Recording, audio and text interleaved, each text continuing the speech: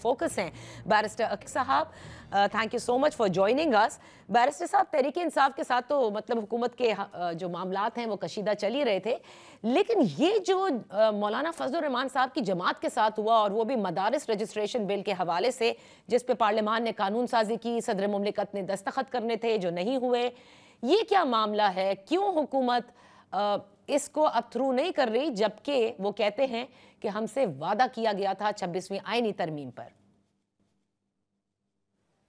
बिस्मिल्लाहिर्रहमानिर्रहीम, बहुत बहुत शुक्रिया नादिया साहबा। देखें, बिल्कुल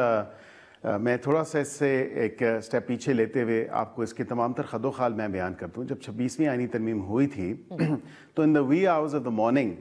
हमने जब तरमीम हो चुकी तो फिर तमाम तर अरकान पार्लियामेंट जो हैं वो जाने के लिए तैयार थे, तो उस टाइम फिर बिल लाया गया और बताया गया कि ये मौलाना साहब ने जो है ये इनकी गुजारिश है कि ये बिल जो कब से पीडीएम के टाइम से पेंडिंग पड़ा हुआ है उसको अभी के अभी पास करें। आई थिंक उनकी वोट्स भी इसी के साथ जो हैं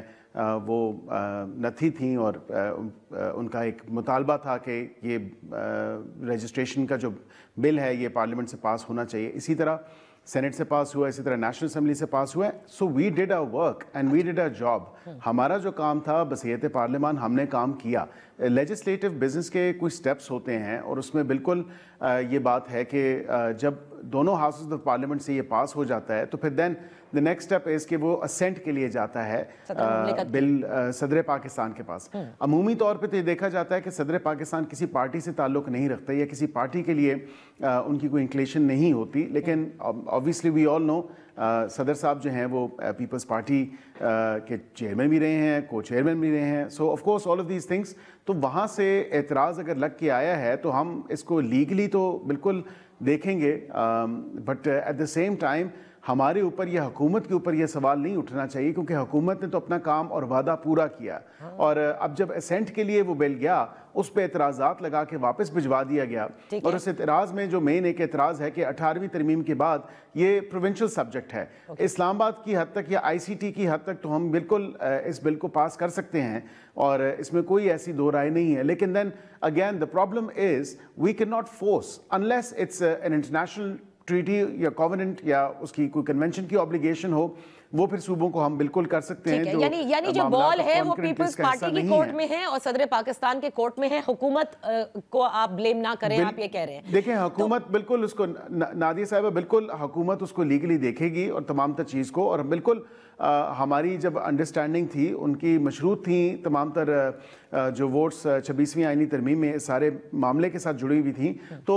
अभी बिलावल साहब ने भी मीटिंग की, आपने देखा, उन्होंने कहा कि वो बिल्कुल बात करेंगे, इस मामले को एड्रेस करेंगे, और उसके बाद फिर बाद में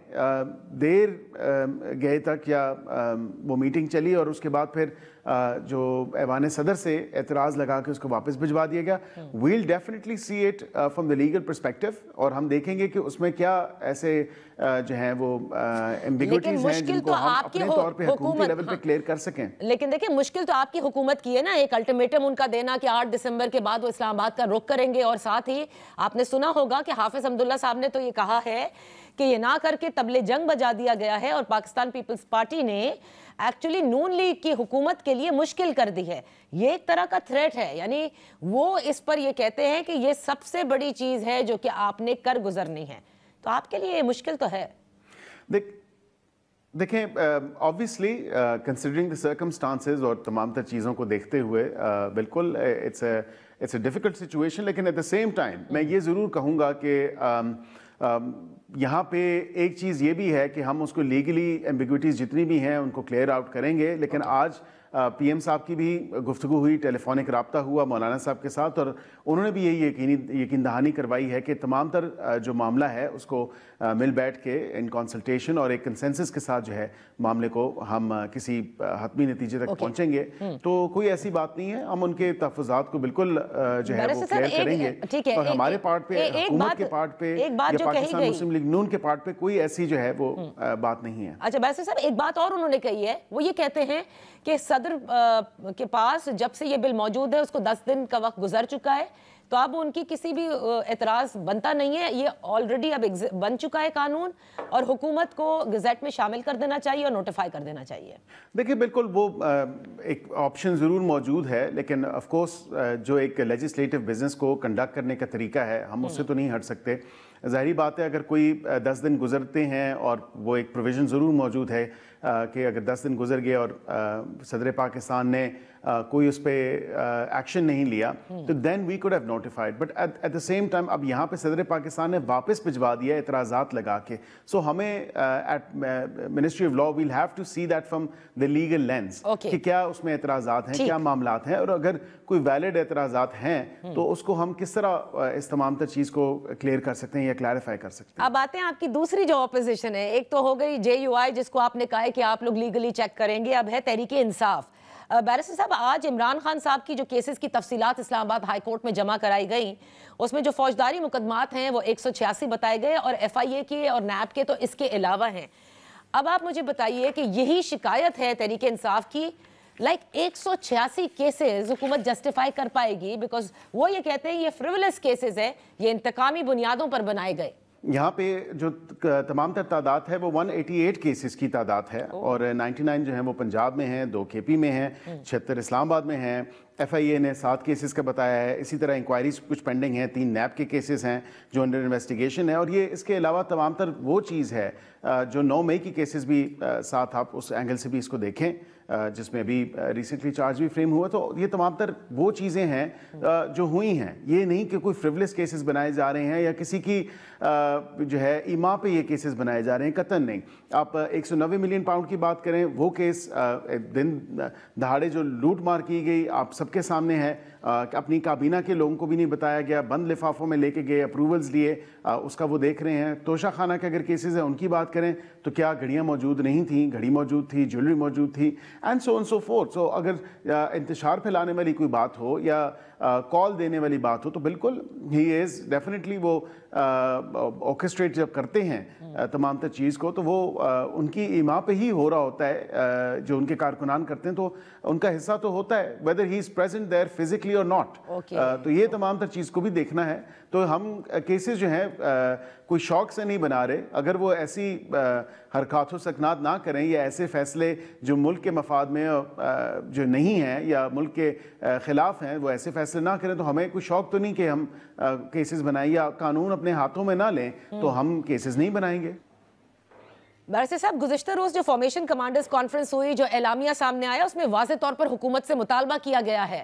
کہ جو نفرت کے تقسیم کے بیج بوتا ہے, جو اظہار رائے کے آڑ کے اندر زہر اگلتا ہے یا غلط خبریں پھیلاتا ہے, اس پر قانون سازی نہ صرف ہونی ہے بلکہ اس پر عمل درآمد بھی کروانا ہے. تو اب آپ کی حکومت جو ہے اس پر سنجیدگی سے سوچ رہی ہے کہ کس قسم کی قانون سازی کی جائے گی؟ دیکھیں بالکل نادیہ صاحبہ, یہ ابھی سے نہیں, یہ کچھ سالوں سے with the Advent of social media اب جب ایڈوانسمنٹس ہوئی ہیں یہ تمام تر چیزوں کو دیکھا جا رہا ہے. اور آپ کو یاد ہوگا 2021-22 میں بلکہ ایون PDM کے ٹائم پہ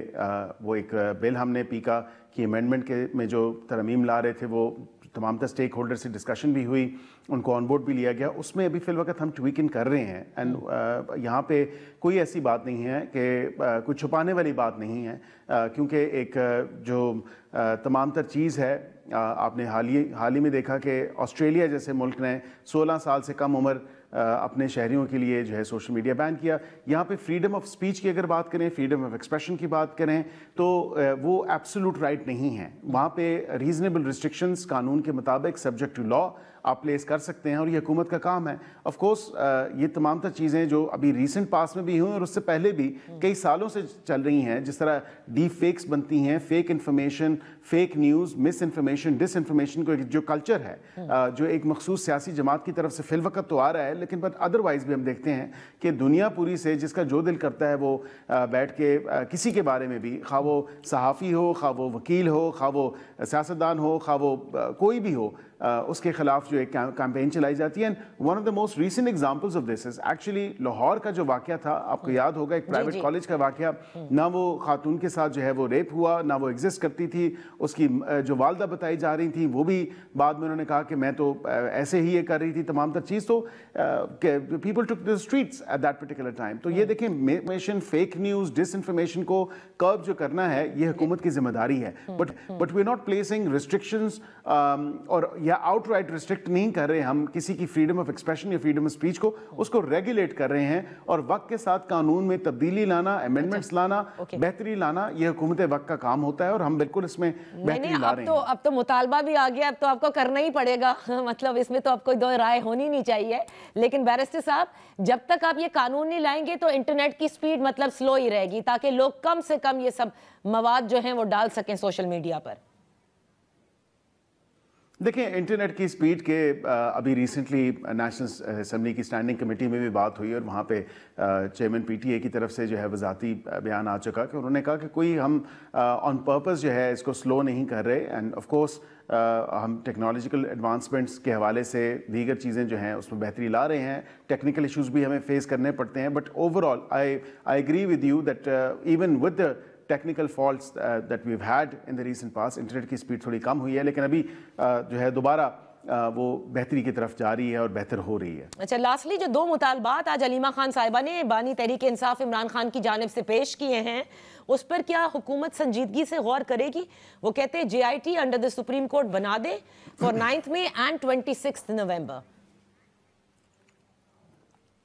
دیکھیں سب سے پہلی جو خوشائن بات ہے, and I think centi has prevailed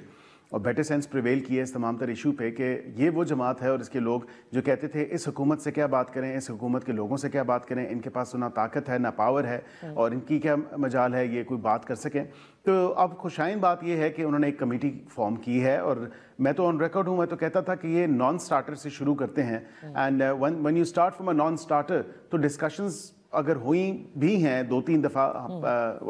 تحفظ آئین پاکستان